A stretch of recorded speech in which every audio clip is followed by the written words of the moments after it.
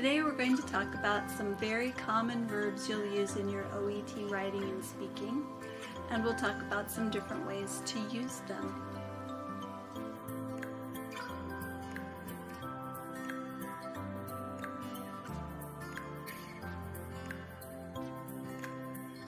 Hello and welcome to another lesson on OET grammar. I'm Sharon, and I think this lesson will be very useful for you. It's brought to you by edubenchmark.com. In this video, we're going to talk about how verbs change in different tenses and why you should be familiar with how this works. But before we go any further, please don't forget to click the subscribe button and subscribe to our channel so you don't miss any new videos with tips on how to pass your OET exam. So what are verbs? Verbs are words that show action. And in today's video, we're going to look at a list of common verbs that you will use a lot in your work as well as in OET. If you're not familiar with the meaning of some of these words, please take time later to look them up. But for now, we're just going to study the patterns of how they change from tense to tense. For a little extra pronunciation practice, please repeat them after me. Examine, start, admit, suggest, recommend, advise, reveal, improve, deteriorate, suffer, come, begin, give. For each of these verbs, we're going to show you how to use them in the present and in the simple past. Then we will show you the past participle form and the ing form. These are verb forms that require a helper, such as has needed or am giving. Let's look at the present tense form first. The present form can be the verb at its basic form, as you can see from this table. Pause the video whenever you need to. Each verb also has a present form with an S at the end. We have to add the S when we are using the third person singular. Here's an example. I start the test early. You start the test early. He or she or it starts the test early. We start the test early. You start the test early. They start the test early. Notice that for the third person singular, the he, she, or it sentence, we need to add S to the verb. Here's a little pronunciation tip. Sometimes that S will say S, and sometimes it will say Z. How do you know which sound to make? Say the words with me and see if you can guess. Examines, starts, admits, suggests, recommends, advises, reveals, improves, deteriorates, suffers, comes, begins, gives. Did you guess?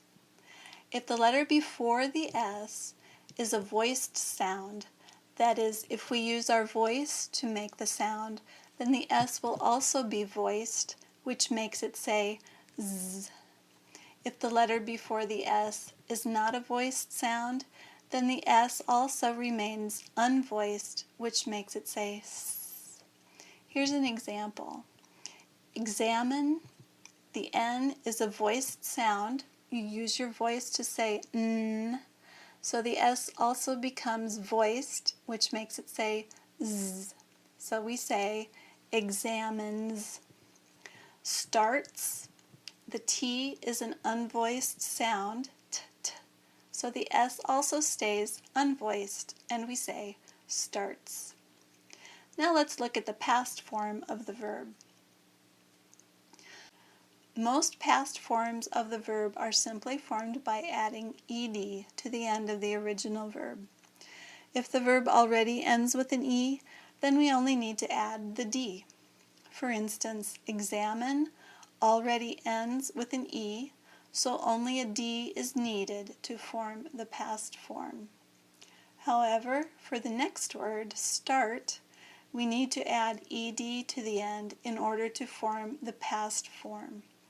It becomes started. Here are some spelling tips that may be useful for your OET writing.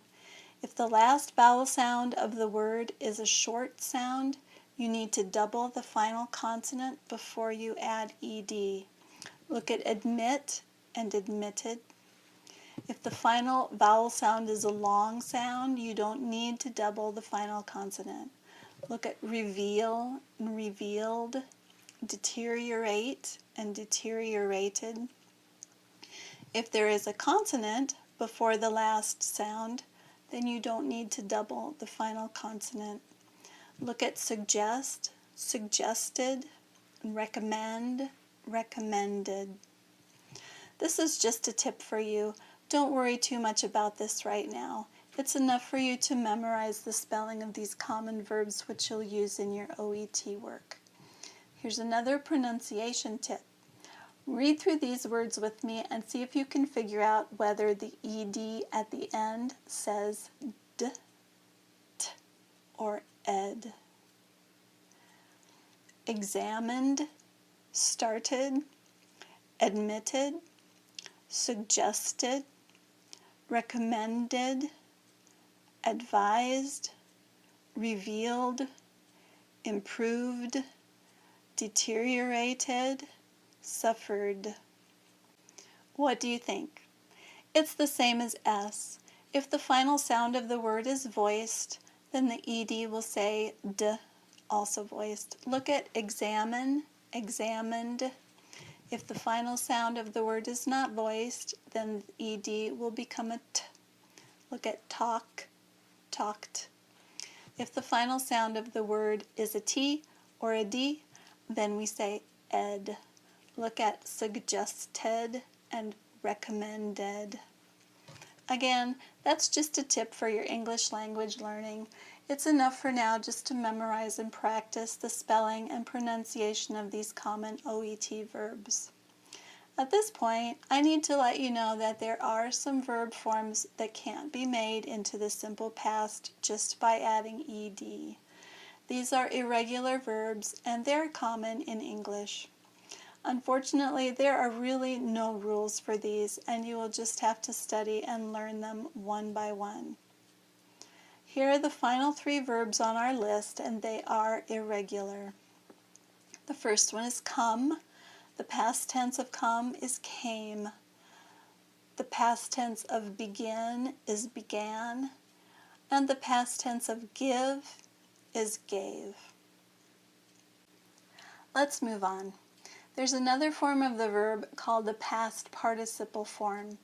This form is used with the helping verb have, and we'll talk about this in a future lesson.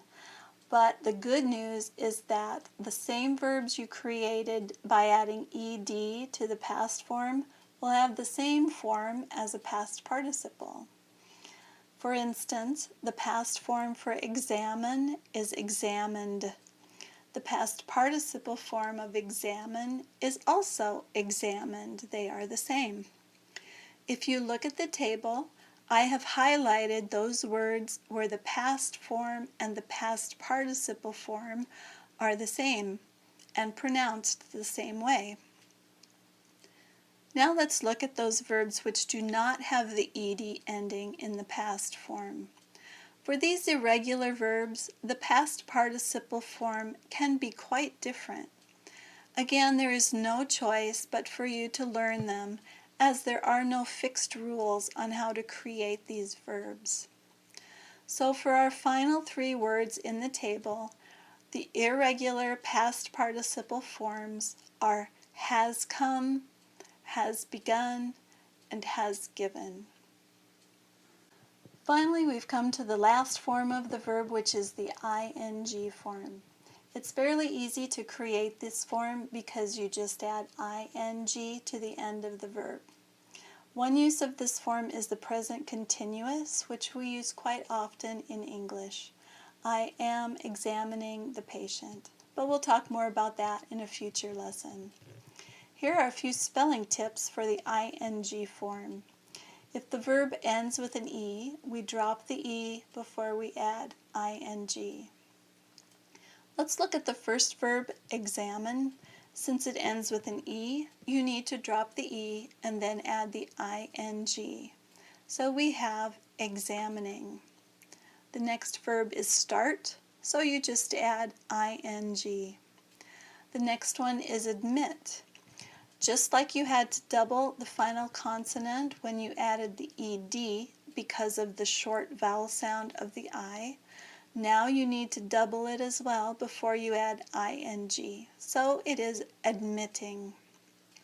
For the next verb, suggest, remember that you did not have to double the final consonant in the ed form. The same goes here, so you just need to add ing. Suggesting. Here are the rest of the verbs in ing form. Please repeat them after me and always feel free to pause the video if you need to. Examining, starting, admitting, suggesting, recommending, advising, revealing, improving, deteriorating, suffering, coming, beginning, giving. Can you see all the verbs clearly now in this table? It is important for you to know the different forms of each verb that you need to use. In other lessons, I will be referring to these verb forms again, and I will tell you when and how you can use them. Here's a way you can practice this. Think of other verbs you use in your OET work and practice changing them like we did today. It's easy to find verb lists online that you can use. I hope today's tips have helped you learn more about the verbs you may use on your OET exam.